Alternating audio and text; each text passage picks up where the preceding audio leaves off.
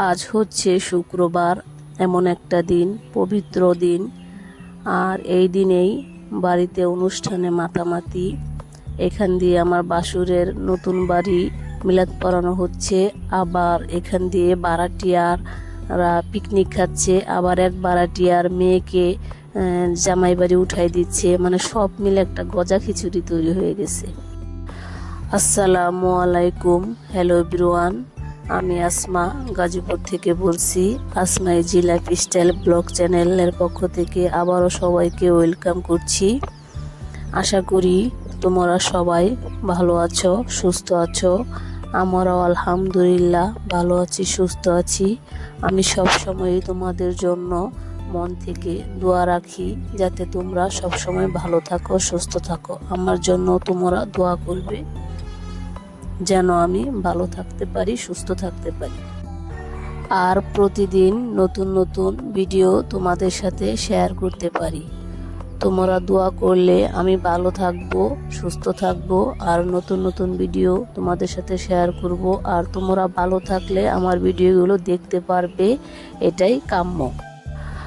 আপু ভাইয়াদের উদ্দেশ্যে বলবো, প্লিজ যারা এই মুহূর্তে আমার ভিডিওটি দেখছো, প্লিজ দয়া করে একটি লাইক দিয়ে ভিডিওটি কন্টিনিউ করো। কারণ তোমাদের একটি লাইক আমাকে আরও নতুন ভিডিও তৈরি করতে উৎসাহ যোগায়। আমরা যারা ইউটিউবে কাজ করি তারাই জানে যে আমরা কত কষ্ট করে একটা ভিডিও মেক করি।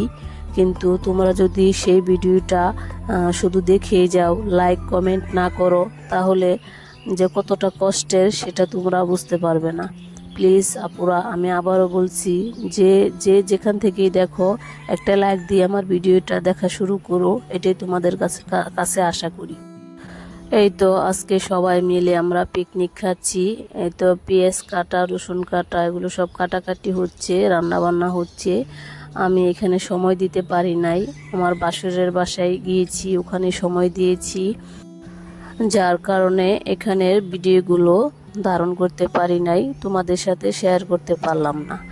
যাই হোক, যতটুকুই ধারণ করতে পেরেছি অতটুকুই তোমাদের সাথে শেয়ার করলাম। 10 কেজি গরুর মাংস, তারপরে ডাল, ডিম, এই তো এগুলোই আজকে খাবো। সবসময় তো বিরিয়ানি, খিচুড়ি খাওয়া হয়, আজকে একটু ভিন্ন টাইপের খাবার খাচ্ছি। আমার কাছে মনে হয় শীত হচ্ছে পিকনিক খাওয়ার একটি বার্তা। শীত আসলেই আমরা কম বেশি কিছুদিন পরই পিকনিক খেতে যাই বা পিকনিক খাই, কারণ গরমে পিকনিক খাওয়া হয় না। এই তো দেখেন, মানুষের অভাবে আমাদের এক বারাটিয়া বাইয়া নিজেই ডিম ছুলতেছে, কারণ কেউ নাই, কে ছুলে দিবে। যাই হোক, পরে ওনাকে উঠাই দিয়ে আমরা অফ ক্যামেরায় ডিমগুলো ছুলে দিলাম। পিকনিক খাওয়া যেমন অনেক মজার, সবাই একসাথে মিলেমিশে, ঠিক ওই রকমই পিকনিকের কাজকর্মগুলো যদি মানুষ কম থাকে বা মানুষ না থাকে, তাহলে অনেকই কষ্ট হয়ে যায়। তো আমাদের মানুষ আছে, তো আজকে বললাম না প্রথমে, একটু সমস্যা হয়ে গেছে, মানে গজা খিচুড়ি তৈরি হয়ে গেছে।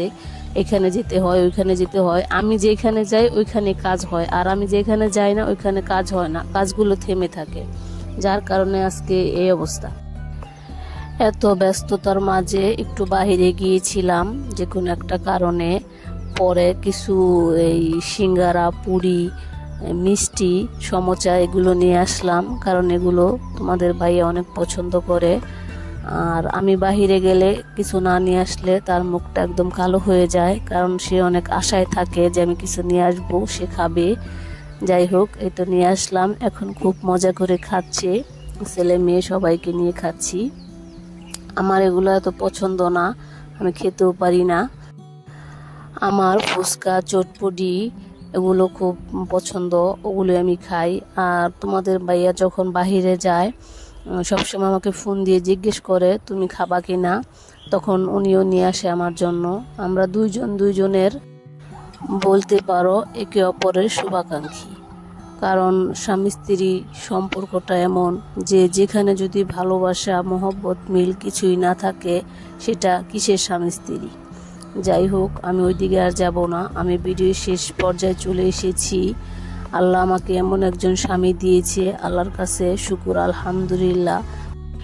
আমি তোমাদের কাছে দোয়া প্রার্থী, তোমরা আমার পরিবারের জন্য সবসময় দোয়া করো, আমরা যাতে এইভাবেই মিলেমিশে থাকতে পারি। আজ এখানেই শেষ করছি। আল্লাহ হাফেজ।